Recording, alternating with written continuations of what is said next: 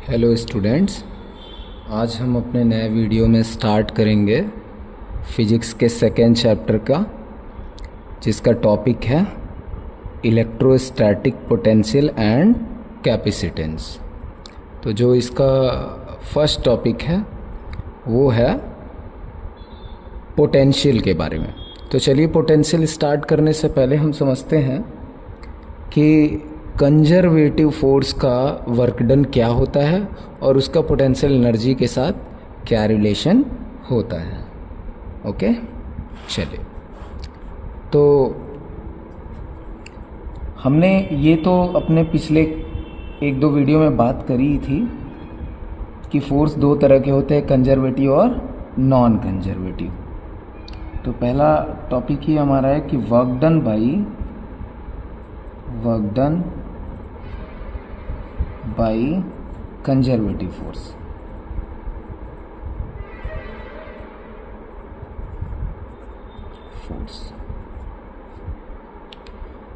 तो इसका रिलेशन क्या है एंड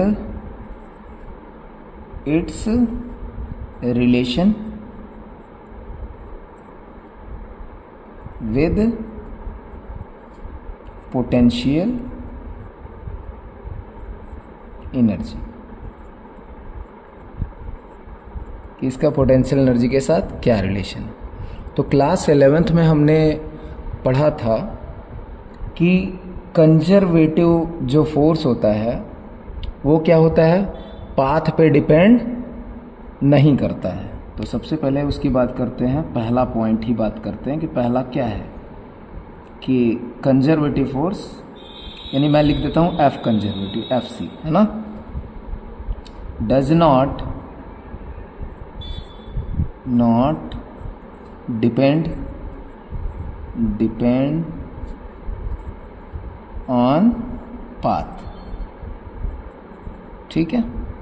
दूसरा पॉइंट, तो अगर पाथ पे डिपेंड नहीं करता तो किस पे करता है, इट डिपेंड्स, या चलो F see depends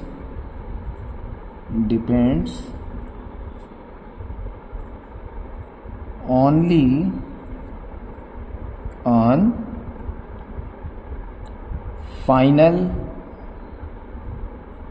and initial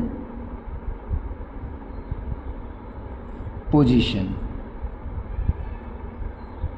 ठीक है, फाइनल एंड इनिशियल पोजीशन पे डिपेंड करता है। थर्ड, अगर हम बात करें कंजर्वेटिव का, तो थर्ड में हम ले लेते हैं इसका एग्जाम्पल। इसके एग्जाम्पल्स। क्या हैं एग्जाम्पल्स? तो एग्जाम्पल में आ जाएगा आपका gravitational force, second electrostatic force,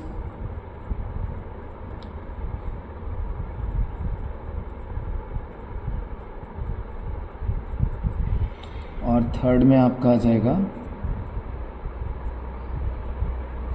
spring force. ये सभी किसके एग्जाम्पल हैं? ये सभी एग्जाम्पल है कंजर्वेटिव फोर्स के। अब जो ये बात हो रही है कि फाइनल पोजीशन और इनिशियल पोजीशन पे डिपेंड करता है, क्या है वो? तो जैसे कि आप लोग जानते हैं कि वर्क का फॉर्मूला क्या होता है, क्लास 9th में और थोड़ा बहुत अगर 10th में कहीं ज़रूरत पड़ा होगा तो आपने यूज करा होगा। तो W इक्वल टू, ऐसे 9th क्लास में हमने क्या पढ़ा था, W is equal to F into S into cos theta, यही पढ़ा था, जहाँ पे थीटा क्या है, फोर्स एंड डिस्प्लेसमेंट के बीच का एंगल है। ठीक है, ये क्या होता है, स्केलर होता है। ये दोनों क्या होते हैं, वेक्टर होते हैं, और इसको वेक्टर के डॉट प्रोडक्ट से भी हम लोग समझते हैं। तो अगर मैं एक बार फिर से जो पिछले क्वेश्चन में एग्जांपल दे रहा था उसको फिर से दे रहा हूँ, ताकि आप लोगों को ये कॉन्सेप्ट एकदम अच्छे से समझ में आ जाए, इसीलिए मैं बार बार उस चीज़ को बता रहा हूँ। तो हम एक एग्जाम्पल लेते हैं कि अगर मान लीजिए कि यहाँ पे हमारे पास कोई m मास का एक बॉल है, तो ये कहाँ पे रखा हुआ है? ग्राउंड पे। ये अभी रखा हुआ है ग्राउंड पे। तो आप बताइए इस पे कौन सा फोर्स एक्टिव है? तो हो सकता है बहुत सारे फोर्स एक्टिव हों, लेकिन अभी हम लोग किसको कंसीडर करेंगे? अभी हम लोग कंसीडर कर रहे हैं कि इस पे ग्रेविटेशनल फोर्स लग रहा है mg।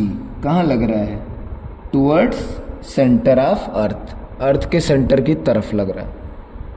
और मान लो हमें किसी ने टास्क दे दिया है कि भाई इस बॉल को आपको यहाँ पे कहीं तो h हाइट पे आपको लेके जाना है। आपको एक टास्क दिया गया है कि कहाँ लेके जाना है आपको? h हाइट ऊपर। तो क्या ये बॉल सरफेस पे रखा है तो अपने आप चली जाएगी? नहीं जाएगी ना, क्योंकि ये बॉल फ्री नहीं है, इसके ऊपर फोर्स लगा हुआ है पहले से ही। और कौन सा फोर्स लगा हुआ है? mg। तो अगर मैं थोड़ी देर के लिए कह रहा हूं, सपोज दैट कि मान लिया कि कि mg की वैल्यू अगर 100 न्यूटन है, थोड़ी देर के लिए आप समझिए कि mg की वैल्यू 100 न्यूटन है, अगर हम लोग ये मान रहे हैं बस, तो क्या अगर कोई इंसान इस पे आए और यहाँ पे इस पे ऊपर की तरफ फोर्स लगाए कितना? 20 न्यूटन, तो क्या वो 20 न्यूटन पे ये ऊपर जाएगा? नहीं जाएगा, क्योंकि अभी भी 80 न्यूटन कहाँ है? ज़्यादा नीचे की तरफ। अब मान लो अगर उसने अपना फोर्स बढ़ा दिया, 50 न्यूटन कर दिया, तो क्या 50 पे जाएगा? नहीं जाएगा। क्यों? क्योंकि 50 न्यूटन ऊपर और 100 न्यूटन नीचे, तो कौन सा ज़्यादा है? 100 वाला। तो अभी भी बॉल यहीं रहेगा। अगर आप 99 न्यूटन तक भी फोर्स लगा रहे हो अपने हाथ से इस पे, तब भी क्या ये बॉल ऊपर जाएगी? नहीं जाएगी, क्योंकि अभी भी इस पे कितना mg लगा रहा है? 100 लगा रहा है, वही ज़्यादा है। चलो एक लास्ट केस लेते हैं कि 100 का 100 ही लगा दिया, तब तो देखो जब 100 का 100 लगा दोगे ना, तो ये नहीं कह सकते कि रुका ही रहेगा, या फिर ये बोल सकते कि 100 में 100 प्लस क्या कर दे? 0.000001 कर दें। 100 प्लस 0.00001 कर दे, मतलब 100 से बहुत बहुत बहुत ही थोड़ा सा भी ज़्यादा कर दोगे तो ये बॉल बहुत स्लोली मतलब एक्सेलरेटेड नहीं होगा। मतलब ऐसा लगेगा कि बस mg को बैलेंस करके बस बहुत धीरे धीरे चींटी के चाल से ऊपर जा रही है, धीरे धीरे ऊपर जा रही है। मतलब कोई अलग से कोई एक्सेलरेशन नहीं आएगा इसमें, नीचे वाले फोर्स को बैलेंस करके ऊपर चलेगी। इसको इस तरीके से क्वासी काजी बोलते हैं ना इसको। खैर उस पर बहुत लोड लेने की ज़रूरत है भी नहीं तुम्हें। तो मान लो कि तुमने 100 के अपोजिट में 100 प्लस समथिंग कुछ लगा के अब तुम ऊपर लेके जा रहे हो, तो तुम वर्क कर रहे हो ना इसके अगेंस्ट। किसके अगेंस्ट कर रहे हो?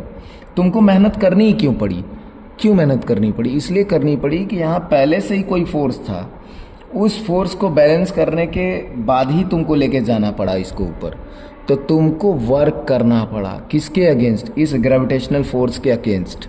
और कितना फोर्स लगाना पड़ा तुमको? अप्रॉक्सीमेटली मान लेते हैं यार 100.00001 ही मान लेते हैं कि let apply external force F dash कितना लगा दिया भाई? 100.0000001 न्यूटन का लगा दिया। तो अब ये बॉल क्या करेगी? अब इस फोर्स को 100 से बैलेंस करके बाकी बहुत स्लोली अपवर्ड डायरेक्शन में जाने लगेगी। और मान लो यहाँ तक पहुँचा के तुमने अपना फोर्स हटा दिया, तो यहाँ तक लाने में तुमको मेहनत करनी पड़ी किसके अगेंस्ट? इस ग्रेविटेशनल फोर्स के अगेंस्ट। तो यहाँ तक जब बॉल आई तो तुमने यहाँ तक पहुँचाने के लिए इस ग्रेविटेशनल फोर्स के अगेंस्ट तुमने वर्क करा, तुमने ये फोर्स लगाया और कुछ तो डिस्प्लेसमेंट कवर हुआ ना। एच डिस्टेंस तुम ऊपर की तरफ डिस्प्लेसमेंट ले गए ना ऊपर की तरफ, यानी तुमने एक फोर्स भी लगाया और तुमने कुछ दूरी भी तय करी है। तो इसका मतलब तुमने काम करा है किसके अकॉर्डिंग? फोर्स भी लगा है और क्या है तुम्हारा डिस्प्लेसमेंट भी हुआ है, कुछ एंगल भी है। तो कौन सा एंगल है? देखो एक्सटर्नल फोर्स के हिसाब से अगर देखोगे तो फोर्स किधर लगा है? डिस्प्लेसमेंट की डायरेक्शन में। तो अगर एक्सटर्नल फोर्स की बात करें तो W एक्सटर्नल अगर हम बात करें एक्सटर्नल फोर्स की वजह से, तो वो क्या आ जाएगा, तो एफ एक्सटर्नल ये हो गया, और इनटू क्या हो जाएगा, डिस्प्लेसमेंट कितना मान लिया एच, और इनटू एंगल, तो बताओ कितना एंगल है, तो भाई जिधर फोर्स लगा उधर ही डिस्प्लेसमेंट था, तो जिधर फोर्स उधर ही डिस्प्लेसमेंट अगर हम मानेंगे तो एंगल कितना हो जाएगा, cos 0 डिग्री, एंगल तो सेम हो जाए ना। तो ये कितना निकल के आएगा, अगर मान लिया 100 ही लगाया है यार, 100.0000001 को अप्रॉक्सीमेटली क्या ले लो, 100 ही ले लो, तो 100 इंटू एच को भी मान लो कुछ ले लेते हैं एग्जाम्पल में, चलो एच को ले लेते हैं 10 मीटर ले लेते हैं, तो यहाँ 10 मीटर ले लिया, और इंटू cos 0 डिग्री की वैल्यू कितनी होती है बताओ, 1 होती है। तो वर्क डन बाई इस एक्सटर्नल फोर्स की वजह से जो तुमने यहाँ से यहाँ तक ले गए, तो तुमने काम कितना करा, एक्सटर्नल फोर्स, यानी जो तुम अप्लाई कर रहे थे किसके अगेंस्ट, ग्रेविटेशनल फोर्स के अगेंस्ट, तो कितना आ गया ये आंसर, 1000 जूल आ गया। कितना आ गया, वर्क का क्या होता है एसआई यूनिट, जूल, तो ये हो गया 1000 जूल। इतनी बात समझ में आ रही है, उम्मीद है कि आई होगी। तो अगर मैं ये कह रहा हूं कि work done by external force को मैं लिख रहा हूं, तो मैं चाहूं तो इसको मैं केस 1 कहता हूं, केस फर्स्ट कहता हूं, ठीक है। अब केस सेकेंड ले लो, इसी में केस सेकेंड ले लो, तो भाई जो वर्क डन एक्सटर्नल फोर्स के थ्रू किए हो, तो उसको चाहोगे तो यही वर्क डिफाइन हो जाएगा mg के से भी। कैसे, क्योंकि तुमने इसी के अगेंस्ट करा, अगर ये फोर्स नहीं होता तो तुमको यहाँ फोर्स लगाने का कोई मेहनत करने का जरूरत नहीं होता, तो चूंकि ये था इसलिए इसको बैलेंस करने के लिए तुमको इतना फोर्स लगाना पड़ा, तो तुम यही वर्क इसके अकॉर्डिंग भी कर सकते हो। तो अगर हम यहाँ लिखें W work done by mg, तो यहाँ ये लिखें तो यहाँ क्या हो जाएगा, फोर्स किसका, mg का, यानी gravitational force, into displacement, displacement कितना था h, और इनटू क्या हो जाएगा cos थीटा। तो अब जरा हमको बताओ कि cos कितना डिग्री का एंगल बनेगा, तो mg फोर्स कहाँ लग रहा है, नीचे, और तुम्हारा डिस्प्लेसमेंट कहाँ हो रहा है, ऊपर की तरफ। देखो mg कहाँ लगा हुआ है, नीचे, और डिस्प्लेसमेंट कहाँ हो रहा है, s ऊपर की तरफ, तो दोनों के बीच का एंगल कितना है 180 डिग्री। समझ में आ रहा है, तो यहाँ cos कितना हो जाएगा 180 हो जाएगा। तो अब अगर जब सॉल्व करोगे तो f की वैल्यू मान लो, मैंने लिया था ना यहाँ की, सपोज करो कि mg की वैल्यू 100 है, तो यहाँ पे 100 हो गया, इनटू हाइट को भी हमने 10 ले लिया, 10 हो गया, और इनटू cos 180 डिग्री की वैल्यू कितनी होती है -1। तो देखो वही सेम वर्क अगर हम mg के लिए डिफाइन कर रहे हैं, तो वो कितना आ गया, -1000 आ गया, ठीक है। अच्छा, ये जो हमने एक्सटर्नल फोर्स लगाया है ना, ये फोर्स ना कंजर्वेटिव के जैसा है, लेकिन सच में कंजर्वेटिव है नहीं, ये कंजर्वेटिव के जैसा है, क्योंकि ये भी क्या कर रहा है, ये भी पाथ पे डिपेंड नहीं कर रहा है, लेकिन फिर भी हम इसको एकदम 100% कंजर्वेटिव के ग्रुप में नहीं रखेंगे, लेकिन इसको नॉन कंजर्वेटिव भी नहीं बोलेंगे, ठीक है। चूंकि कंजर्वेटिव जैसा है क्यों बोल रहे हैं, क्योंकि mg के कारण ही ये आया, अगर mg ना होता तो हमें ये फोर्स लगाने की जरूरत ही नहीं पड़ती, अपने आप ही वर्क हो जाता बिना कोई मेहनत किए ही। तो लेकिन mg कैसा फोर्स है, कंजर्वेटिव फोर्स है। तो अब क्लास 11th में ही हमने क्या सीखा था, वही बात बता रहा हूं कि क्लास 11th में ही हमने सीखा था, जो अगला अपना इंपॉर्टेंट पॉइंट है, एकदम स्टार पॉइंट है, जो क्लास 11 में सीखा था कि work done by conservative force is equal to होता है नेगेटिव का, यानी कि negative change of potential energy. यानी कंजर्वेटिव फोर्स से अगर तुम वर्क कर रहे हो तो तुम क्या कर सकते हो, पोटेंशियल एनर्जी में चेंज निकाल सकते हो। क्या निकाल सकते हो, चेंज। अब सपोज करो कि ग्राउंड पे पोटेंशियल एनर्जी कितनी है, 0। लेट की ग्राउंड पे potential energy U G equal to कितना है, 0 है, सही है। तो अब देखो इसको और क्या लिख सकते हो, डब्ल्यू सी इक्वल टू चाहे तो हम लोग क्या लिख सकते हैं, माइनस का u final minus u initial. भाई ये त्रिभुज जो बना है ना, ट्रायंगल जो बना है, उसको डेल्टा पढ़ते हैं, और डेल्टा का मतलब ये होता है चेंज। तो यहां से अगर देखा जाए तो डब्ल्यू सी की वैल्यू कितनी निकल के आई थी, डब्ल्यू सी की वैल्यू यानी कंजर्वेटिव, यानी ये है ना कंजर्वेटिव वाला एम जी की वजह से, तो वो निकल के आया माइनस का 1000 इक्वल टू यहाँ पे माइनस, ये बताइए कि इनिशियल कितना लिया था, पहले बॉल कहाँ पे थी, ग्राउंड पे, तो ग्राउंड पे इनिशियल कितना सपोज करा है हमने, 0, तो माइनस यू फाइनल माइनस 0, तो आप बताइए यू फाइनल में से 0 हो जाएगा तो क्या बचेगा, यू फाइनल ही बचेगा, सही है। तो यहाँ से देखिए, तो इसको हम क्या लिख सकते हैं, माइनस का 1000 इक्वल टू लिख सकते हैं माइनस का यू फाइनल, तो माइनस से माइनस गया तो यू फाइनल कितना निकल के आया, यू फाइनल निकल के आया 1000 जूल। यानी ये मैं क्या सिखा रहा था यहाँ मैं ये सिखा रहा था कि अगर आप क्या करते हो, किसी भी कंजर्वेटिव फोर्स के अगेंस्ट वर्क, आप एक्सटर्नल वर्क करते हो या फिर work done by conservative force आप निकालते हो, आपको वर्क पता चल जाए तो आप उससे पोटेंशियल एनर्जी भी आप फाइंड कर सकते हो।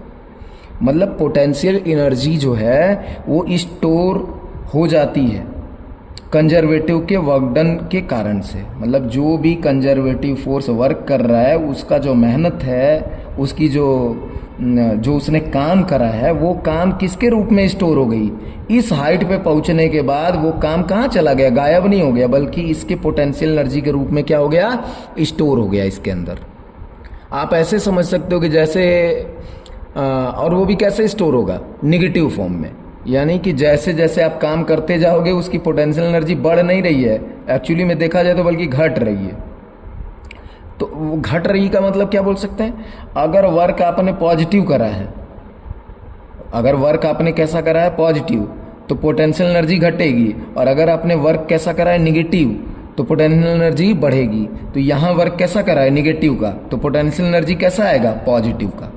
वर्क करा नेगेटिव तो पोटेंशियल एनर्जी कैसा आया, पॉजिटिव। यहीं पे एक्सटर्नल का देखिए, एक्सटर्नल फोर्स के कारण तो वर्क कैसा हुआ है, पॉजिटिव, तो इसकी पोटेंशियल एनर्जी कितनी आएगी, नेगेटिव। ऐसा समझो कि उसने इतना मेहनत करा था, उसको कमजोरी आ जाएगी, थक जाएगा वो कुछ पेट्रोल के जैसा है कि बाइक में पेट्रोल भरा हुआ है, उसी पेट्रोल से आप वर्क कर रहे हो, तो धीरे धीरे जितना ही ज़्यादा आप क्या कर रहे हो, वर्क करते जा रहे हो, तो पेट्रोल खत्म होता जा रहा है। आई होप कि आपको ये वाला रिलेशन समझ में आया होगा कि work done by conservative force जो होता है वो negative change of potential energy के होता है। और इसको समझना कैसे, याद कैसे करना है कि वर्क अगर पॉजिटिव करोगे तो पोटेंशियल एनर्जी कैसा मिलेगा, नेगेटिव का, और वर्क अगर नेगेटिव का हो रहा है तो पोटेंशियल एनर्जी कैसा मिलेगा, पॉजिटिव का। जैसे एक्सटर्नल फोर्स की वजह से वर्क कैसा हुआ था, पॉजिटिव, तो इसकी वजह से पोटेंशियल एनर्जी, इस एक्सटर्नल वाले इंसान की पोटेंशियल एनर्जी कम हो गई। ये जो कोई आदमी रहा होगा जिसने फोर्स लगाया होगा, तो वो जो पॉजिटिव वर्क कर रहा है तो उसकी एनर्जी की पोटेंशियल कितनी हो गई, कम हो गई। लेकिन ये mg जो है वो कैसा वर्क कर रहा है, नेगेटिव का काम कर रहा है, यानी वो जाने नहीं देना चाह रहा है, तो नेगेटिव का वर्क हो रहा है, इसके खिलाफ वर्क हो रहा है यहाँ से यहाँ तक ले जाके, तो इसका वर्क कैसा आ रहा है, नेगेटिव। तो mg का पोटेंशियल एनर्जी कैसा आ जाएगा, पॉजिटिव का, जो कि यहाँ पे रिजल्ट आपने देखा है। तो इस फर्स्ट वीडियो में इतना समझ में आपको आ गया होगा।